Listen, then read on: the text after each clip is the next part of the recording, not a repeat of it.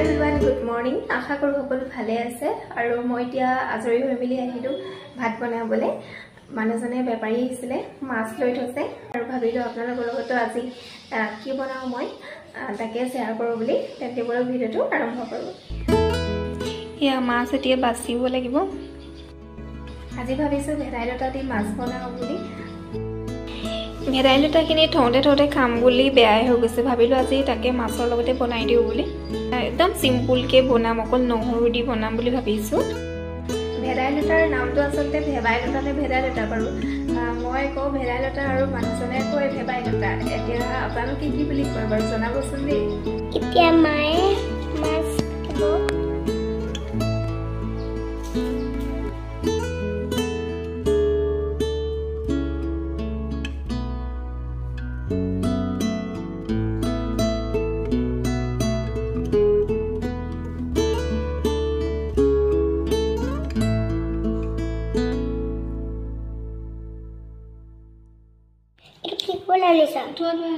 মই হাত ধুবলৈ পানী গোটাই দিছো।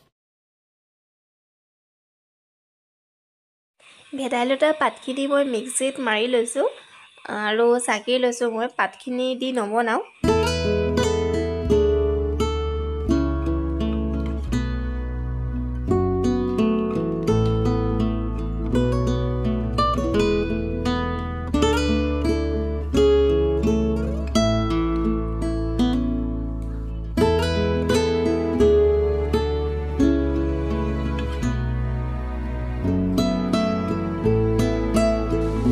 এতিয়া মাছকেইটাও ফ্ৰাই কৰি লৈছো। মাছ ফ্ৰাই কৰা তেলখিনিতে মই কেইফুটামান থেতালি লোৱা নহৰু দিছো আৰু গোটা জিৰা অকণমান আৰু কেঁচা জলকীয়া। এয়া আপোনালোকক দেখুওৱা নহ'লে মই আলু কেইটামান মিহি মিহিকৈ কাটি লৈছো আৰু ইয়াত সোৱাদ অনুসৰি নিমখ আৰু হালধি দিছো। এইখিনি আলুখিনি মই ভালদৰে ভাজি ল'ম।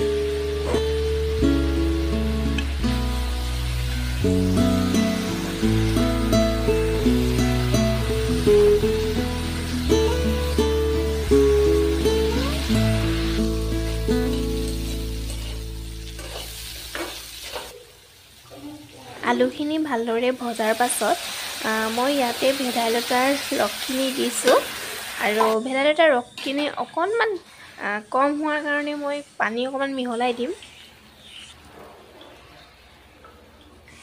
ভালদৰে উতল অহাৰ পাছত মই আলুখিনি ভাঙি দিছোঁ আৰু ইয়াতে মাছকেইটা দি দিছোঁ। কাৰেণ্টটো যোৱাৰ বাবে অকণমান ক'লা ক'লা দেখি পাইছে।